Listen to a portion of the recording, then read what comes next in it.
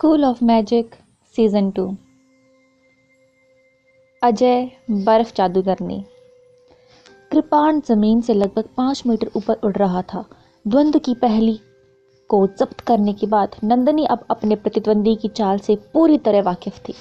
जब ठंड की उपस्थिति एक निश्चित स्तर तक पहुंच गई तो नंदिनी अकेले अपने विचारों से बर्फ भी पैदा कर सकती थी। पूरा स्थान बर्फ से ढका हुआ था। बर्फ के फैलाव ने बर्फ की बहुत सारी परतें जमा दी थी।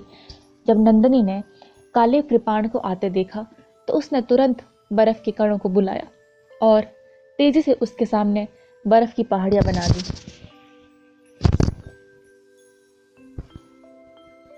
जमीन से बर्फ के ढेर उभर आए। उनमें से प्रत्येक 7 मीटर से अधिक लंबा था। बर्फ की 3 पहाड़ियां नंदिनी की सबसे अच्छी रक्षा के रूप में काम करती थी। काली कृपाण अविश्वसनीय ताकत से घूम रही थी। पहली पहाड़ी को क्रूर बल से टुकड़ों में तोड़ दिया गया। हालांकि जैसे ही कृपाण दूसरी पहाड़ी से टकराया उसकी गति नाटकीय रूप से कम हो गई। इससे अब हवा के तेज झोंके नहीं आ रहे थे। हालांकि यह अभी भी हवा में उड़ रहा था।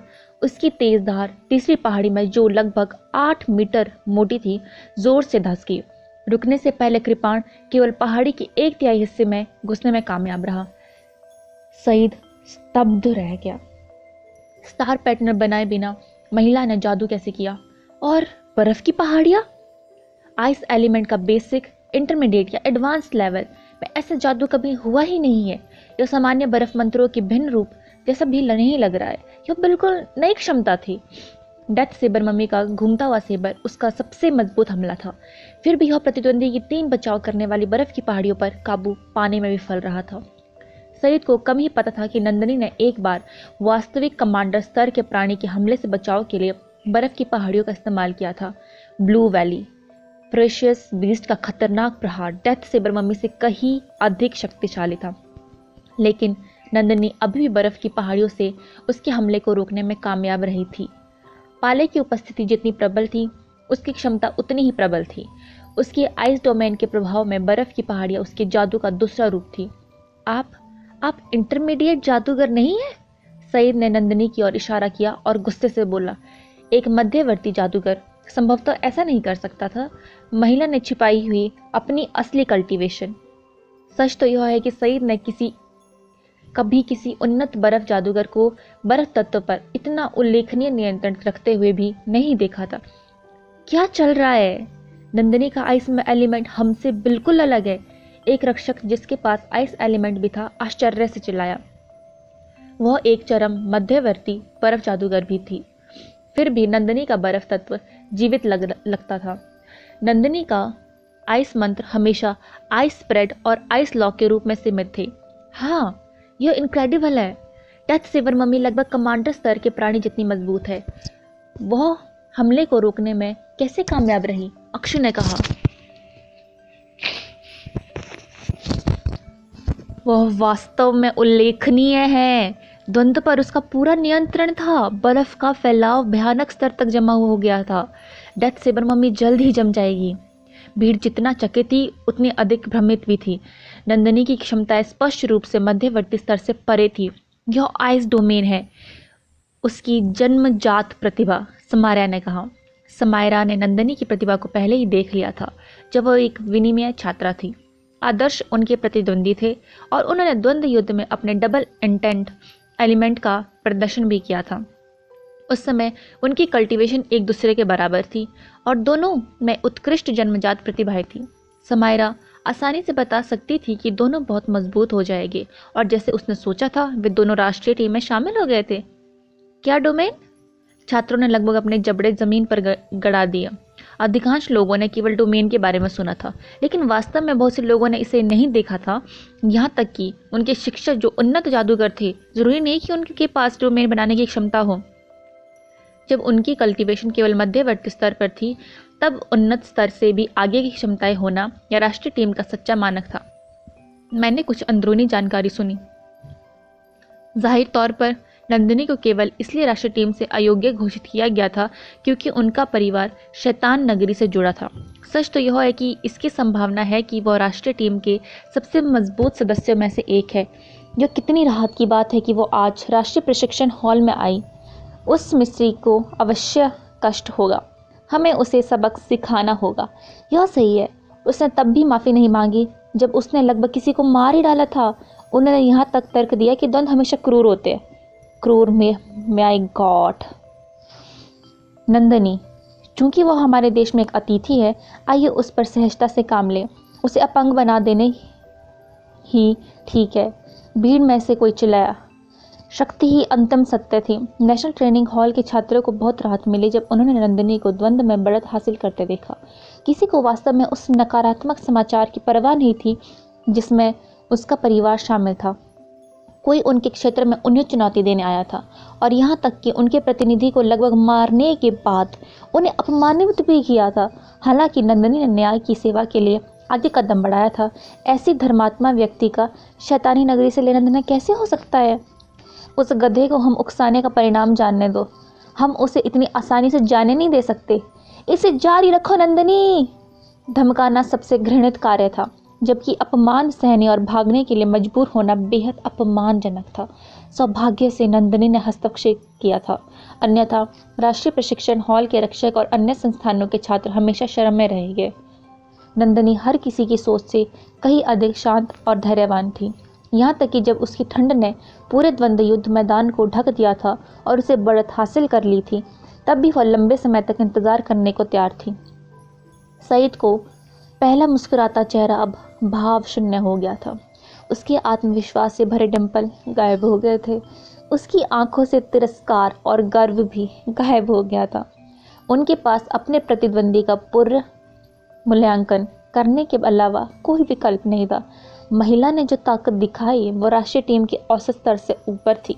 वस्तुतः उसे एक कुलीन वर्ग भी माना जा सकता है।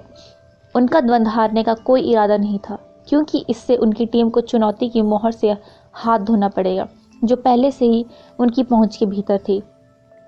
सईद गहरी सोच में पड़ गया। वह जानता था कि अब वह डेथ सेबर मम्मी पर भरोसा नहीं कर सकता। उसे सही समय पर हमला करके महिला को हराना था। फ्रीज। नंदिनी ने बर्फ के फैलाव को मजबूत करते हुए सईद को सोचने का समय तक नहीं दिया।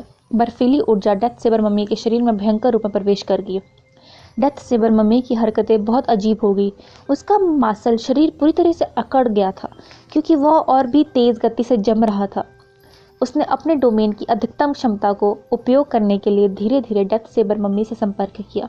कुछ ही समय बाद डेथ सेबर मम्मी अब हिल नहीं सकती थी। द्वंद्व के इस बिंदु पर एक बर्फ जादूगर मूल रूप से अपराजय था। यहाँ तक कि सबसे फुर्तीले प्रतिद्वंदी को भी बर्फ की मूर्ति में बदल दिया गया। पूरा द्वंद्व युद्ध मैदान बर्फ से ढका हुआ था, जिसमें वह स्थान भी शामिल था जहाँ सईद खड़ा था। अंत में डेथ सेबर मम्मी को जमे हुए मांस की एक छोटी पहाड़ी में बदल दिया गया। वह अपनी उंगली भी नहीं हिला पा रहा था। नंदिनी ने बर्फ पर कदम रखा और धीरे धीरे डेथ सेबर मम्मी के पास से गुजरा। वह मरे हुए जादूगर सईद को उदासीनता से देख रही थी। सईद ने दोबारा कोई मरे हुए जादू नहीं किया, जिसका अर्थ है कि उसके पास केवल 2 अविश्वसनीय मरे हुए प्राणी थे। सईद के पास बहुत सारे मरे हुए लोग थे जिन्हें वह बुला सकता था, लेकिन वो कमज़ोर प्राणी थे जिन्हें बुलाए जाने के बाद तुरंत बर्फ में बदल जाएंगे। उन्हें कोई फर्क नहीं पड़ेगा। School of magic season 2। जो बोया गया वही काटा। जैसे ही नंदिनी करीब आई, उसने अपनी उंगली उठाई। ज़मीन पर बिखरा हुआ पाला धीरे धीरे सईद के पैरों पर चढ़ गया, जैसे वह जीवित हो गया हो। सईद को डराया गया। उसने छूटने की कोशिश की, फिर भी उसके पैर उसके नियंत्रण में नहीं थे। फ्रीज। नंदिनी की आंखें चमक उठी। जिस स्थान पर उसकी नजरें टिकी थी, वह स्थान कई गुना तेजी से जम रहा था। सईद का बायां पैर किसी चीज से सुरक्षित लग रहा था। पाले ने उसे नहीं ढका, हालांकि उसका दाहिना पैर स्पष्ट रूप से बर्फ से ढका हुआ था। यह जल्द ही एक जमी हुई छड़ी की तरह दिखने लगा। जब वो अपना दाहिना पैर पीछे खींच रहा था तो उसकी आंखें घबरा रही थी। मैं नहीं हारूंगा। मेरे हारने का कोई रास्ता नहीं है, सईद गुस्से से चिल्लाया। नंदिनी चुप रही। उसे सईद के शरीर पर बर्फ के कणों को इकट्ठा किया। इसे अहंकारी मिस्टर को सबक सिखाने का समय आ गया है। जब सईद ने नंदिनी को बर्फ के कणों में नियंत्रित करने पर ध्यान केंद्रित करते देखा तो उसकी नीली आंखें चालाकी से चमकने लगी और तुरंत मुस्कुराया। विस्फोट! डेथ सेबर मम्मी को आदेश देते समय सईद बुदबुदाया। डेथ सेबर मम्मी अधिकतर जमी हुई थी, फिर भी उसका मस्तिष्क अभी भी सक्रिय था। जब सईद ने आदेश दिया तो डेथ सेबर मम्मी का सिर अचानक फूल गया और अपनी सीमा तक पहुंचने के बाद फट गया।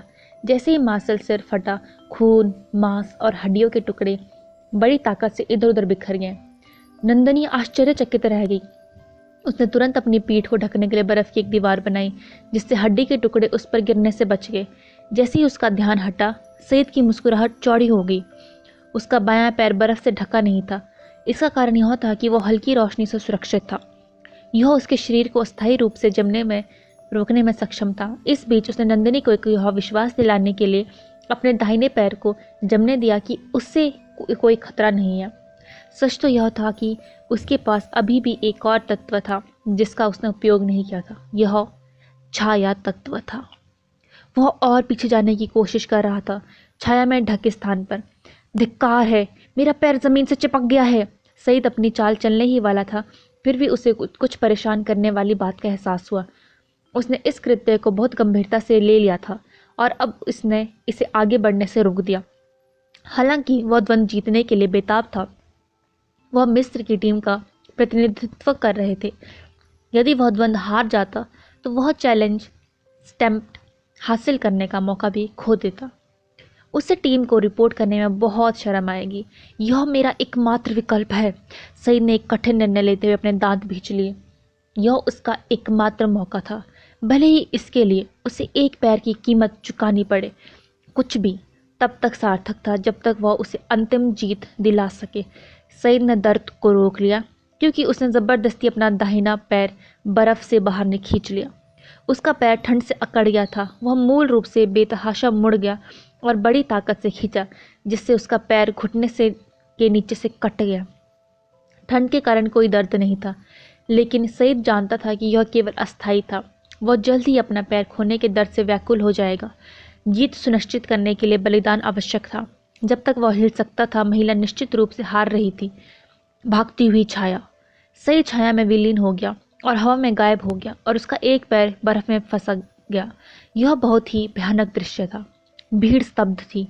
कितना चालाक था ये सईद। उसने ऐसा दिखावा किया कि जैसे वो पहले ही द्वंद्व हार चुका है, सिर्फ नंदिनी को उसकी सतर्कता कम करने के लिए। फिर उसने नंदिनी का ध्यान भटकाने के लिए उसके पीछे डेथ सेबर मम्मी में विस्फोट कर दिया ताकि वह सफलतापूर्वक अपना आश्चर्यजनक हमला कर सके। यह स्वीकार किए बिना नहीं रह सके। यह सईद वास्तव में पागल था, जिसने द्वंद्व जीतने के लिए स्वेच्छा से अपने पैर का बलिदान दे दिया। किसी ने भी नहीं सोचा था कि नंदिनी पहले ही द्वंद्व जीत लिया हुए। ध्यान रहे, भीड़ में से कोई चिल्लाया, लेकिन यह बहुत धीमी थी। सईद के इस कदम ने सभी को हैरान कर दिया था। नंदिनी की तरफ एक काली छाया बहती हुई आई। इसमें से सईद का लंबा कद दिखाई दिया। वह अंधेरे आभा में ढका हुआ काफ़ी भयानक लग रहा था। उसके हाथ में एक छोटा काला खंजर था, जिस बर्फीली झिलमिलाहट को वह प्रतिबिंब कर रहा था। उसे देखे बिना इसे नोटिस करना मुश्किल था। यह भक्षण करने वाला खंजर था। जिस किसी को भी खंजर से वार किया जाता है, उसे महसूस होगा कि उसके शरीर को हजारों चींटियां खा रही है, जिससे उन्हें अविश्वसनीय दर्द हो रहा है। सच तो यह है कि सईद एक खूबसूरत महिला के साथ इस तरह का क्रूर व्यवहार करने में झिझक रहा था, लेकिन क्या उसे इस तरह मजबूर रहने करने के बाद यह उसकी गलती नहीं थी?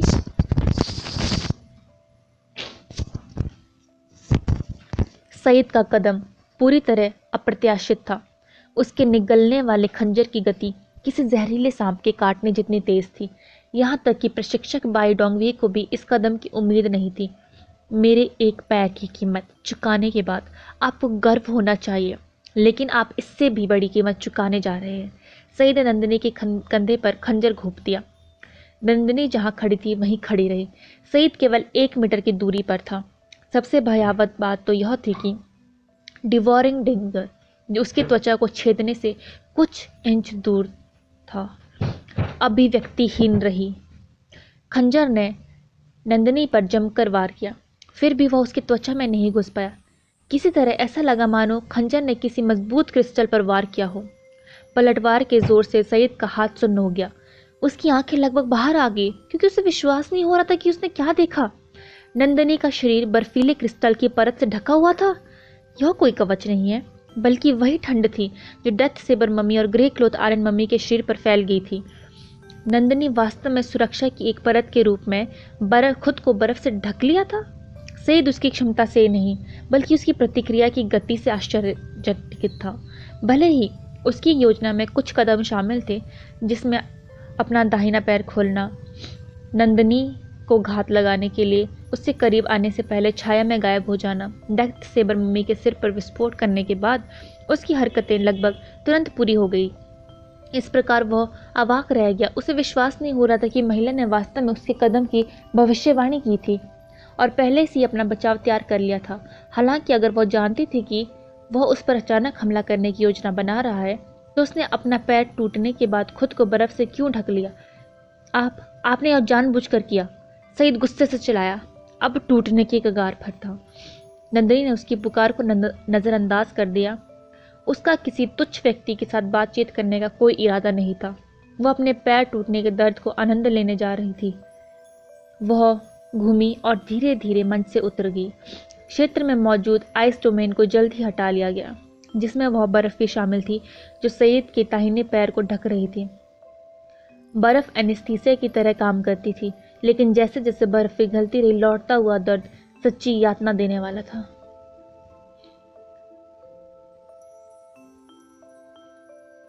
स्कूल ऑफ मैजिक सीजन 2, बहुमुखी जादूगर। लोगों का राष्ट्र। सईद स्थिर खड़ा रहा, तीव्र दृष्टि से देखता रहा। जब उसने नंदनी को गर्भ से मुड़ते और चले जाते देखा तो उसका हृदय क्रोध से भर गया। वह इस अपमान से अत्यंत क्रोधित था। मिस्र के एक प्राचीन कुलीन परिवार के सदस्य के रूप में उनकी गरिमा ने हार की इजाज़त नहीं दी, खासकर एक महिला को। जब सईद को अपने पैर से दर्द महसूस हुआ तो उसका चेहरा हिलने लगा। वह धीरे धीरे मजबूत होता जा रहा था। उसने दांत भींच लिए। उसकी अभिव्यक्ति विकृत थी। उसने अपने बचे हुए पैर के साथ धीरे धीरे खड़े होने की कोशिश की। फिर भी होश में आने के बाद उसने अपने दाहिने पैर के दर्द को कम करके आंका था। सईद ने एक गहरी कराह निकाली, किसी जानवर की तरह जो पागल होने वाला हो। आखिरकार सच्ची पीड़ा आई। सईद ने करुण प्रदन किया। उसका हास्यास्पद अभिमान अब अस्तित्व में नहीं रहा। वह ठीक से खड़ा भी नहीं हो पा रहा था। वह ज़मीन पर गिर गया। घाव से खून बहने लगा। उसका चेहरा बेहद पीला पड़ गया क्योंकि उसके चेहरे पर ठंडा पसीना बह रहा था। मेरे घाव का इलाज करो, जल्दी करो और मेरे घाव का इलाज करो। तुम बेशर्म हो, असभ्य हो, बदमाश हो, सईद चिल्लाया। वह अपने टूटे हुए पैर की ओर रेंगने लगा, जैसे कि वह उसे वापस अपने शरीर से जोड़कर दर्द को रोक सकता है। हालांकि वो आधे रास्ते में ही लड़खने लगा। उनकी चीखें बिल्डिंग के बाहर तक भी फैल गई। जो बोया वही काटने का यही मतलब था। प्रशिक्षक बॉय डोंगवे को कोई दया नहीं आई, ना ही किसी छात्र को। उसने रीना के साथ जो किया था उसकी तुलना में एक कटा हुआ पैर कुछ भी नहीं था। उनकी जान का खतरा भी नहीं था। इसके अलावा उसने वास्तव में अपना पैर खुद ही तोड़ दिया था। उसने भलेपन से सोचा कि वह जीत के बदले में इस त्याग को कर सकता है। जब तक वह समय पर घाव का इलाज नहीं कर पाता, तब तक टूटे हुए पैर का उस पर कोई प्रभाव नहीं पड़ा। हालांकि उन्हें नंदनी के शीर्ष पर आने की उम्मीद नहीं थी। उसने तब तक इंतज़ार किया जब तक कि वह अपनी छोटी सी चाल के साथ आगे नहीं बढ़ गया और उसे उसके कृत्य के लिए सबसे सरल तरीके से दंडित किया। किसी को भी उसके लिए खेद महसूस नहीं होगा क्योंकि उसकी हरकतें पूरी तरह से घृणित थी। इस बात का जो जिक्र ही नहीं है, उसने यह खुद के साथ किया है। यहाँ तक कि उसने चोट के इलाज की थी तो यह स्पष्ट था कि रीना को उससे कहीं अधिक इलाज की ज़रूरत थी क्योंकि वो अभी भी गंभीर स्थिति में थी। इसके अलावा ठंड ने वास्तव में रक्तस्राव को धीमा कर दिया था। यह संभावना नहीं थी कि अत्यधिक रक्त की हानि से उसकी मृत्यु हो जाएगी। तुम बेवकूफ़ो, मैं सईद कसम खाता हूँ कि मैं तुम सभी को भुगतान कर दूंगा। इन सब का बदला मैं तुमसे ज़रूर लूँगा, सईद दर्द से चिल्लाया। वो जितना अधिक चिल्लाता था, भीड़ में ने उसे उतना नज़रअंदाज करने की इच्छा और प्रबल होती गई। उन्होंने उसे रक्त सीरम देने की भी जहमत नहीं उठाई। आह! आह! सईद ज़मीन पर लौटता रहा। उसका चेहरा विकृत हो गया था। उसके आंसू और थूथन सब एक साथ मिल गए थे। दर्द के सामने उसने अपना उदात्त अहंकारी आचरण पूरी तरह से खो दिया था। उसने तुरंत ज़मीन पर बची हुई बर्फ़ को उठाया और घाव पर दबाया। दर्द को कम करने के लिए ठंड का इस्तेमाल करने की कोशिश की। हालांकि नंदिनी ने अधिकांश बर्फ़ वापस ले ली थी, वह इसकी केवल एक सीमित मात्रा ही हत्याने में सफल रहा।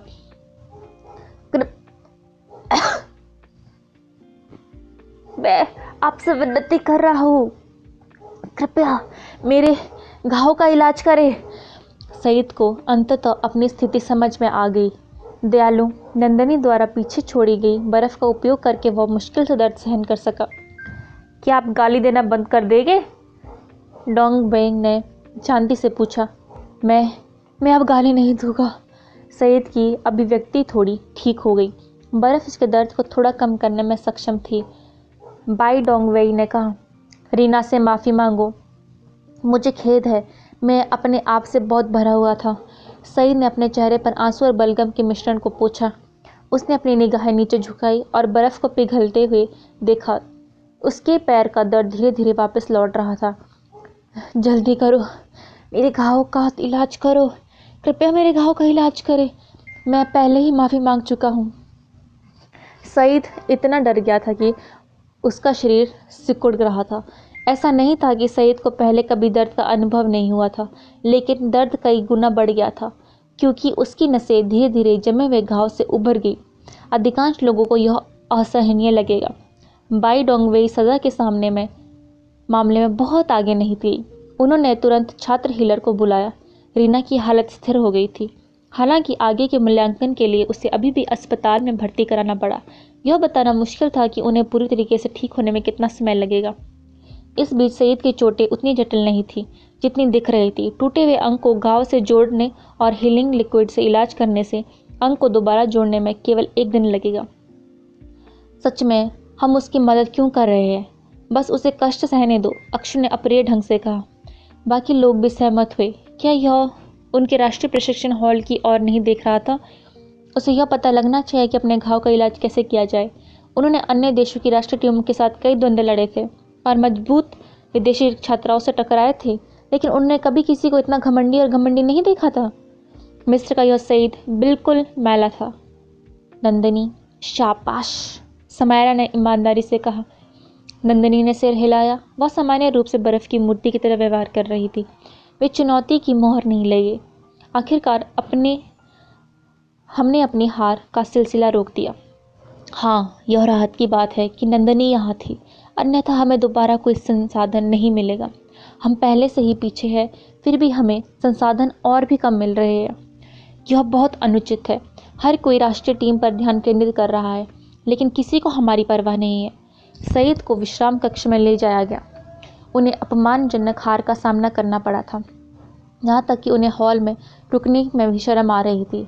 गधे के चले जाने के बाद बॉय डंगवेई ने तुरंत टीम को इकट्ठा होने के लिए कहा।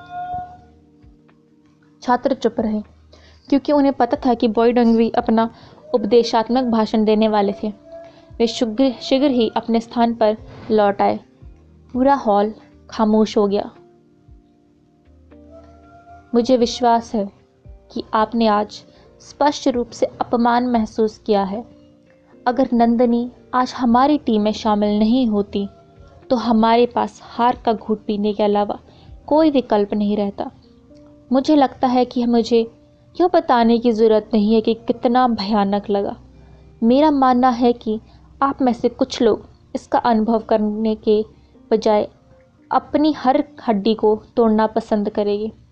हर किसी का अपना गौरव होता है और आपके संबंधित संस्थानों के विशिष्ट लोगों के रूप में मैं यह मान रहा हूँ कि आपका गौरव अधिकांश जादूगरों से कमज़ोर नहीं है। मैं चाहता हूँ कि आप समझे कि इस दुनिया में हर तरह के लोग हैं। वे जो अपनी अविश्वसनीय प्रतिभाओं के बावजूद दयालु, विनम्र और अच्छा व्यवहार करने वाले होते हैं, लेकिन ऐसे मैल में भी होते हैं जो लापरवाह, क्रूर और अपमानजनक भी होते हैं। मैं चाहता हूँ कि आप पहले वाले प्रकार के प्रति विनम्र और मैत्रीपूर्ण रहे, लेकिन मैं यह भी चाहता हूँ कि आप दूसरे प्रकार के लोगों को रोकने के लिए पर्याप्त मजबूत हो, ताकि उन्हें पता चल सके कि चीन के जादूगरों के साथ खिलवाड़ नहीं करना चाहिए। बॉय डंगरी ने हमेशा की तरह रक्षकों पर चिल्लाए नहीं, बल्कि सख्ती से अपने विचार व्यक्त किए। उनके पास एक विनम्र राष्ट्र या जंगली लोगों का राष्ट्र बनने का विकल्प था। बॉय डंगरी उम्मीद कर रहे थे कि रक्षक खुद को राष्ट्रीय टीम के लिए बैकअप नहीं, बल्कि राष्ट्र के युवक रक्षक के रूप में सोचेंगे। उन्हें दूसरे देशों को यह नहीं सोचने देना चाहिए कि उनका देश डरपोक और कमज़ोर है, और ना ही दोबारा वही स्थिति होने पर उन्हें अपमान का घूंट पीने के लिए मजबूर होना चाहिए।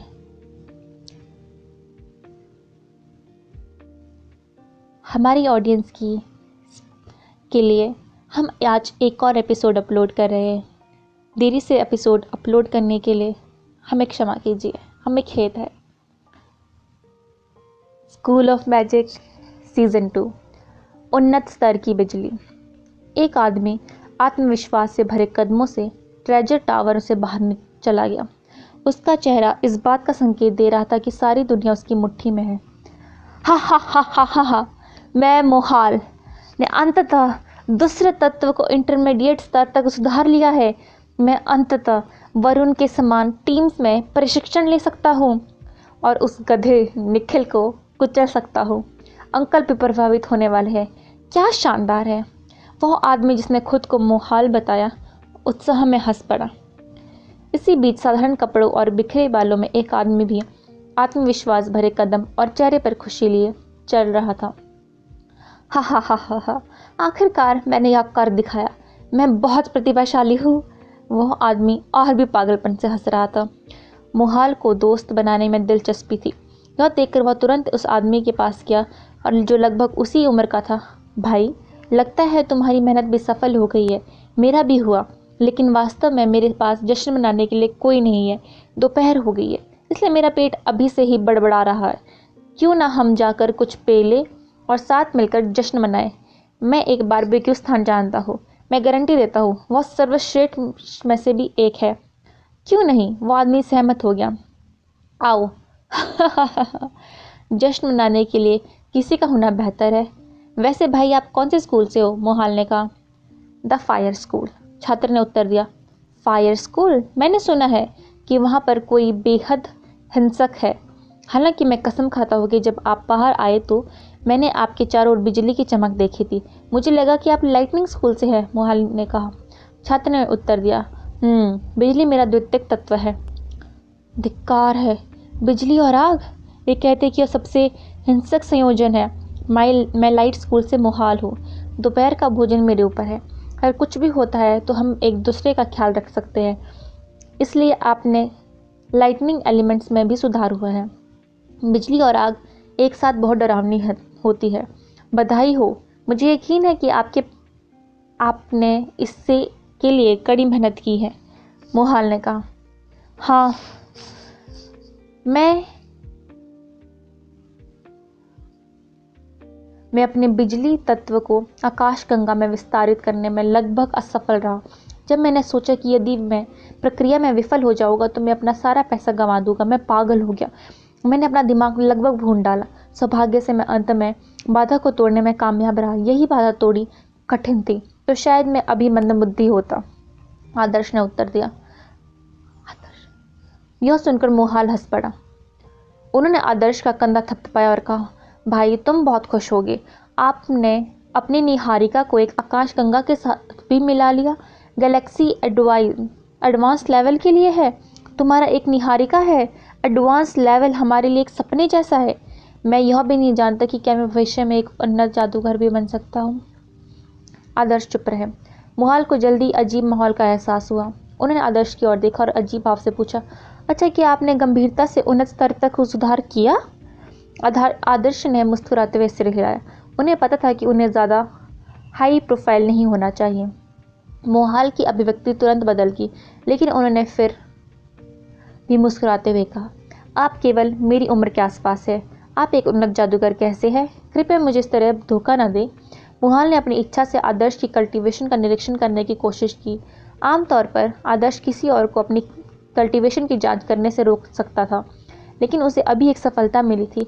उसे किसी के साथ खुशी साझा करनी थी, इसलिए उसने एक आदमी को रोका नहीं था। जैसा उसने सोचा था, कुछ ही सेकंड में मोहाल की अभिव्यक्ति अचानक अवर्णनीय हो गई, यहाँ तक कि वह अपनी चाल में स्थिर हो गया। इंटरमीडिएट स्तर पर पहुंचने की उसे जो खुशी थी वह एक पल में खत्म हो गई। इसकी जगह बिजली गिरने से उसका नाजुक दिल टूट गया। मैं अब और नहीं जीना चाहता। मोहाल के मन में जो बारबेक्यू स्थान था वह बिल्कुल भी बुरा नहीं था, लेकिन किसी कारण से उस आदमी ने वास्तव में ज़्यादा नहीं खाया। भले ही जब वह पहली बार ट्रेजर टावर से बाहर आया था, ऐसा लग रहा था कि वह वास्तव में भूख से मर रहा हो। आदर्श को सबसे ज़्यादा परेशानी नहीं हुई।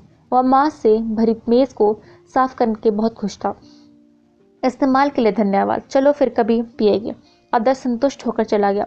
मोहाल ने आदर्श को जाते हुए देखकर मुस्कुराने पर मजबूर कर दिया।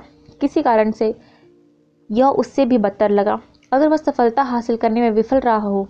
आदर्श अपार्टमेंट में वापस चला गया। जब उसने देखा कि जगह अभी भी खाली थी तो उसे निराशा हुई। उसके दो प्रिय रखेल वहाँ कहाँ गई? उन्होंने उसे अभी तक क्यों नहीं प्राप्त किया? वो अपनी लाइटनिंग एलिमेंट को उन्नत स्तर तक सुधारने की खुशी उनके साथ साझा करने के बारे में सोच रहा था। उन्नत स्तर की बिजली शानदार शानदार। मुझे मिस भावना को बता देना चाहिए। आदर्श ने एक संदेश भेजा, उस उम्मीद में कि उसकी मिस भावना तुरंत उसकी प्रतिभा को सराहना करने के लिए उसे जवाब देगी। अंत में भावना ने उसे कोई उत्तर भी नहीं दिया। वह प्रवर्तन संघ के लिए कुछ काम करने में व्यस्त होगी। आदर्श ने अपने साथी को यह बताने के लिए चुटकी को एक और मैसेज भेजा। उसे पता था कि उन्नत स्तर में दो तत्व हैं। देखो वह कितना अद्भुत है। यह निश्चित रूप से कठिन कार्य कर सकता है और मोटी रकम कमा सकता है। केवल एक हंटर मास्टर ही आसानी से कुछ त्वरित नकदी कमा सकता है। आदर्श उन छोटे छोटे अनुरोधों से थक गया था जिन्हें कोई भी पूरा नहीं कर सकता था। अचानक उसे दरवाज़ा खुलने की आवाज़ सुनाई दी। आदर्श सोफे से उस बच्चे की तरह उछला जिसने अभी अभी टेस्ट में शतक बनाया हो। दरवाज़ा खुलने वाली व्यक्ति समायरा थी। उसका पतला शरीर और लंबे पतले पैर थे। उसके हेयर स्टाइल के बीच से पार्टिंग में बदलने के बाद वो और भी आकर्षक लग रही थी। उसका हर कार्य सुरुचिपूर्ण था, जैसे किसी प्रतिष्ठित परिवार की तरह पली बड़ी बेटी। आश्चर्य, सैम, काफ़ी समय हो गया, आओ मुझे एक। आदर्श दरवाजे की ओर उछला। इससे पहले कि वह प्रतिक्रिया दे सके, वह समायरा का फ़ायदा उठाने की योजना बना रहा था। हालांकि आदर्श कोई आश्चर्यजनक रूप से समायरा के ठीक पीछे एक परिचित चेहरा मिले, वही खूबसूरत चेहरा जो उसके दिल की धड़कनों को तेज कर सकता था। हालांकि किसी कारण से जब उसने इस बार चेहरे को देखा तो उसकी आत्मा खो बैठा। दे, अपना बैग मुझे दे। इतना भारी बैग खुद क्यों उठा रही है? मैं इसे तुम्हारे लिए उठाऊंगा। नंदिनी, तुम भी यहाँ हो? तुम यहाँ क्यों हो? क्या आश्चर्य है, आपने मुझे यहाँ क्यों नहीं बताया कि आप शंघाई में थे? मैं तुम्हें लेने आ सकता था। आदर्श ने यह छोटा हैंडबैग पकड़ लिया जो समायरा ले जा रही थी। समायरा ने आश्चर्यचकित होकर अपने जूते उतार लिए, लेकिन नंदिनी को उस स्थान पर आमंत्रित करने के लिए आगे बढ़ी। नंदिनी शंघाई पहुंचने के बाद सीधे राष्ट्रीय प्रशिक्षण हॉल आई गई थी। हालांकि यह पता चला कि राष्ट्रीय प्रशिक्षण हॉल ने छात्रों को आवास उपलब्ध नहीं कराया। चूंकि समायरा पहले से नंदिनी को जानती थी और वे दोनों अग्निगढ़ शहर में एक साथ आपदा में गुजरे थे, उसने नंदिनी को अपने स्थान पर वापस लाने का फैसला किया। क्योंकि लड़की को अभी तक शंघाई में रहने के लिए जगह नहीं मिली थी, समायरा ने यह बताया कि आदर्श उसके साथ रह रहा था। न ही उसे पता था कि आदर्श राष्ट्रीय टीम में से एक था। उसे कोई अंदाज़ा नहीं था कि आदर्श इतने लंबे समय के लिए क्यों गायब था। आयशा हॉल ही में अपार्टमेंट में नहीं रह सकती थी। पूरी जगह खाली खाली लग रही थी। इसलिए समायरा अपनी कंपनी बनाए रखने के लिए नंदिनी को अपने साथ रहने की योजना बना रही थी। उसे आश्चर्य हुआ, आदर्श भी वापस आ गया। ओह ठीक है, मैं आपको ये बताना भूल गई थी कि आदर्श भी यहीं रहता है। समायरा ने मुस्कुराते हुए कहा। तुम दोनों एक साथ रह रहे हो? नंदिनी ने शांति से पूछा। समायरा का चेहरा लाल हो गया। उसने अजीब ढंग से ऊपर के कमरों की ओर इशारा किया। यह वैसा नहीं है जैसा आप सोचते हैं। हम बस एक जगह किराए पर ले रहे हैं। वह उस कमरे में रहता है और मैं और मेरी बेस्टी दूसरे कमरे में रहते हैं। यह इकाई यूनिवर्सिटी ऑफ मैजिक के नज़दीक उपलब्ध आखिरी जगह थी, इसलिए हमने पहली बार संस्थान में दाखिला लिया था, तो हम रहने के लिए जगह की तलाश कर रहे थे। तो अचानक हमारी नज़र उसी जगह पे पड़ी। समायरा के स्थान पर एक आदमी को देखकर नंदिनी काफ़ी आश्चर्यचकित हुआ और वह आदर्श निकला और कोई कम नहीं। वह लगभग मुड़ी और चली गई। फिर भी जब उसने देखा कि कमरे वास्तव में अलग थे और समायरा का स्पष्टीकरण सुना तो उसने आगे कोई टिप्पणी नहीं दी। दूसरे विचार में, यदि समायरा वास्तव में आदर्श के साथ रह रही थी तो उसके पास उसे लाने का कोई कारण नहीं था। आगे के एपिसोड सुनने के लिए चैनल को सब्सक्राइब कीजिए। Thank you.